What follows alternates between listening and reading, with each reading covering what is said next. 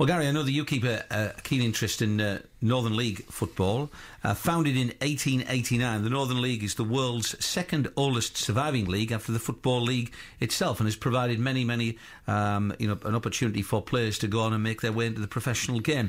Well, inspired by the nationwide success of last September's Non-League Day, the first ever Northern League Day will be taking place at the traditional kick-off time of 3 o'clock tomorrow, with Borough at Sheffield United, Newcastle playing in the lunchtime televised fixture away at Aston Villa the following day.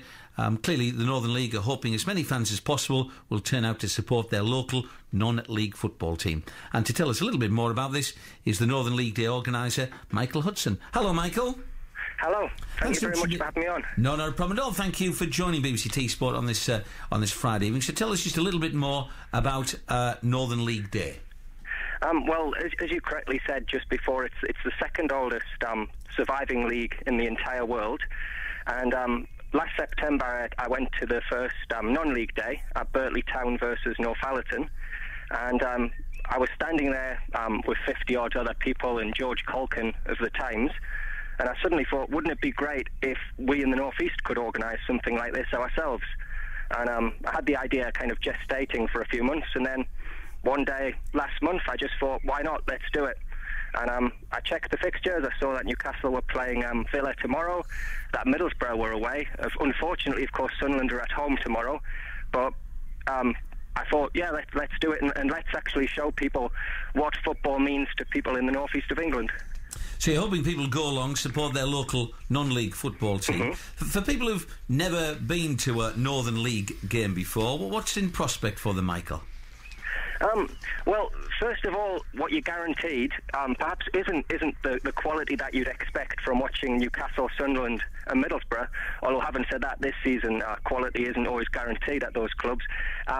But you'll get wholehearted commitment, you'll get players who are turning out for the love of the game and of their hometown teams in many cases, and with a lot of clubs you'll get a surprising amount of quality. I mean, you've got clubs like Spennymoor and Whitley Bay. Spennymoor have got players like Anthony Peacock, who won the FA Youth Cup with Borough. Well remembered, yeah. And you've got Team Northumbria as well. Dean Critchlow, who 6 years ago was in the FA Youth Cup semi-final with Newcastle United alongside Andy Carroll and Fraser Foster, who's at Celtic.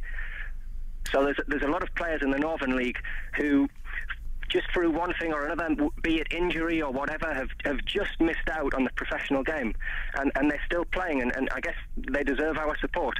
And for those people who do go along, as you say, very different to, say, for example, a Premier League game naturally, or indeed a Football League fixture. But nonetheless, it is football going back to its grassroots. You can enjoy yourself there. You can pop in probably to the social club and just have a chatter with one or two of the other spectators. Exactly, and I guess a lot of Premier League fans and Football League fans will say, well, what does the Northern League have to do with me? What does it matter to our club? And the answer is, if you care about the history of your club, an awful lot. I mean, Middlesbrough, Darlington, Newcastle, Sheffield United, they all started out in the Northern League. And every single great northeastern team has had at least one player with non-league experience in it. I mean, you're going back to Gary Pallister, Billingham Town, Brian Clough, Sinfonia, Frank Clark, Crook, Bob Paisley, Bishop Auckland, and even today you've got Steve Harper, the Newcastle keeper, who started at Seam Red Star, and you've got Ross Turnbull, ex-Borough, of course, who's at Chelsea now, who started with Newton Aycliffe. So, just in conclusion, Michael, thank you for joining us this evening. What would your message be to people listening here this evening who are still a little bit undecided? How would you urge them to go along and watch a Northern League fixture tomorrow? Well, we've got fantastic weather tomorrow, which, as we all know, is a rarity in the northeast of England. You're going to have some fantastic football. We've got Marske versus Whitehaven down there. Marske, I saw them win 2-1 at Brandon last night.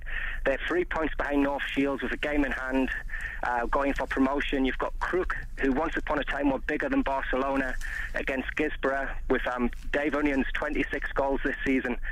Just go along, you'll have some fantastic weather, a cheap day out, and hopefully you'll see a great game of football. Michael, thank you for that. Michael Hudson, Northern League Day organiser, encouraging people